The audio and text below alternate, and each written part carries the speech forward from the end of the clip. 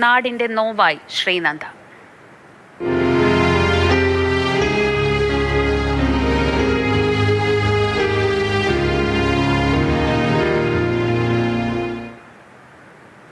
കർണാടകയിലെ ചിക്കമംഗളൂരുവിൽ വ്യൂ പോയിന്റിൽ നിന്ന് താഴേക്ക് വീണ് മരിച്ച ശ്രീനന്ദയുടെ മൃതദേഹം ഇപ്പോൾ ഒറ്റപ്പാലം കടമ്പഴിപ്പുറത്തെ വീട്ടിലാണുള്ളത്.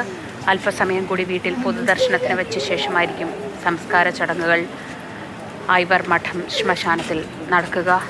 നാടൊന്നാകെ ശ്രീനന്ദയുടെ വീട്ടിലേക്ക് ഇപ്പോൾ ഒഴുകിയെത്തിക്കൊണ്ടിരിക്കുകയാണ്.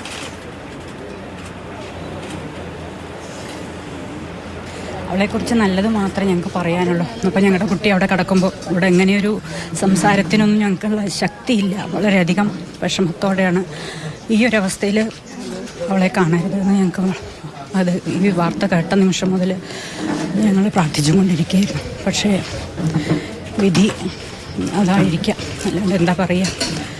എന്തായാലും പരിചയപ്പെട്ടവർക്ക്, അവളെ അറിഞ്ഞവർക്ക്, എല്ലാവർക്കും അവളെക്കുറിച്ച് വളരെ നല്ലത് മാത്രം. ഒരു കുട്ടി എന്ന് പറഞ്ഞാൽ അത് ഏതെങ്കിലും ചില മേഖലകളിൽ കഴിവ് തെളിയിക്കുന്ന കുട്ടികളുണ്ടാവും. പക്ഷേ ശ്രീനന്ദ അങ്ങനെ ആയിരുന്നില്ല. അവൾ ഓളിഞ്ഞാളായിരുന്നു. ഒരു ഏത് മേഖല എടുത്താലും അവൾക്കെല്ലാം വഴങ്ങുന്ന ഒരു കുട്ടിയായിരുന്നു. അങ്ങനെ 1 തൊട്ട് 10 വരെ 10ാം ക്ലാസ് പൂർത്തിയാക്കി അതിന് ശേഷം അപ്പോഴാണ് അവൾ യാത്ര പോയത്. അതുവരെ അവളെ പരിചയപ്പെട്ട ഒരാൾക്കും നല്ലത് മാത്രമാണ് ആ കുട്ടിയെക്കുറിച്ചിട്ട് പറയാനുള്ളൂ.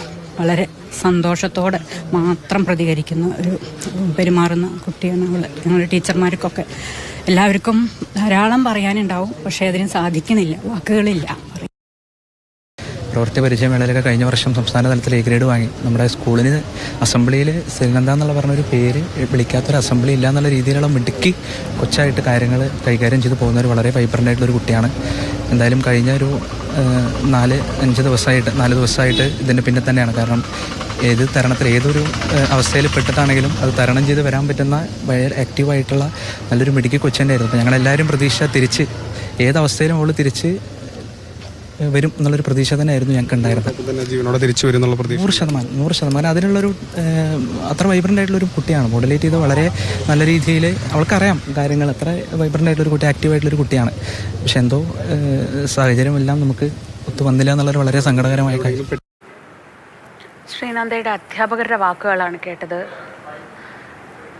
5 വയസ്സ് തൊട്ട് 15 വയസ്സ് വരെ പഠിച്ച സ്കൂളിലെ അധ്യാപകർക്കൊക്കെ ഏത് മേഖലയിലും കഴിവ് തെളിയിച്ച കുട്ടി, അല്ലെങ്കിൽ പരിചയപ്പെട്ട ഒരാളും മറക്കാനിടയില്ലാത്ത കുട്ടി എന്നൊക്കെ പറയുന്നു. അങ്ങനെ എല്ലാവരുടെയും നല്ല വാക്കുകൾ കേട്ട് ശ്രീനന്ദ യാത്രയാവുകയാണ്.